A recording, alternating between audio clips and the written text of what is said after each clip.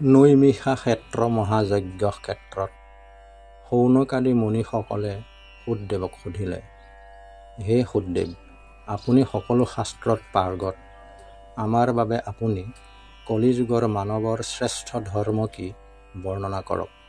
কিয়নো ধৰ্মৰ পথ বহুত আছে, কিন্তু মানৱ জীৱনৰ সৰ্বোচ্চ কল্যাণকামী ধৰ্ম এই যুগত কোনটো, কৃপা কৰি কওক।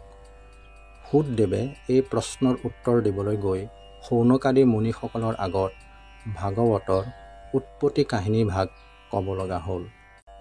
সকলো বেদ, উপনিষদ, ব্ৰহ্মসূত্ৰ, মহাভাৰত আদি বহুতো পবিত্ৰ গ্ৰন্থ সংকলন কৰি উলিওৱাৰ পিছতো ব্যাসদেৱৰ মন অশান্ত আৰু আত্মা অস্থিৰ আছিল।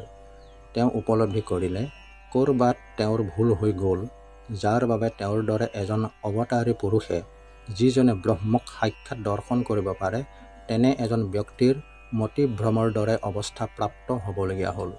চিন্তা ভাৱনা কৰি কৰি তেওঁ অৱশ হৈ পৰে। সমাধানৰ কোনো উপায় বিচাৰি নাপায় আশ্ৰমত ইচাদ বিচাদ কৰি ফুৰে। ভগৱন্তৰ ভক্তৰ এনে দুৰৱস্থা দেখি দেৱৰ্ষি নাৰদ মুনি আহি ব্যাসদেৱৰ কাষত উপস্থিত হ'লহি।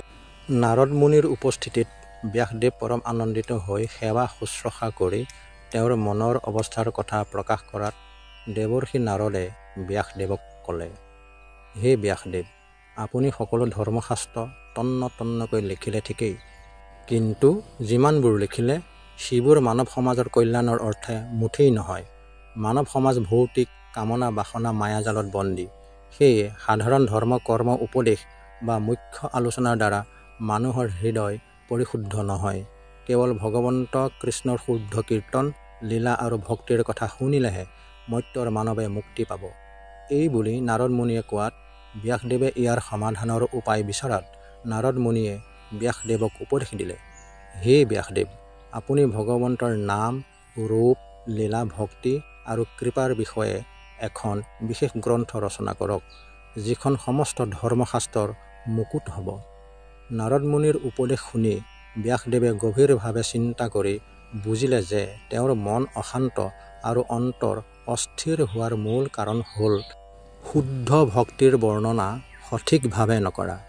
নাৰদৰ উপদেশ অনুসৰি ব্যাসদেৱে মানৱ জাতিৰ কল্যাণৰ হকে ৰচনা কৰিলে শ্ৰীমদ ভাগৱত, য'ত সমাজ কল্যাণৰ একমাত্ৰ উপায় ভগৱন্তৰ কীৰ্তন আৰু ভক্তিৰ বিষয়ে বৰ্ণনা কৰা আছে।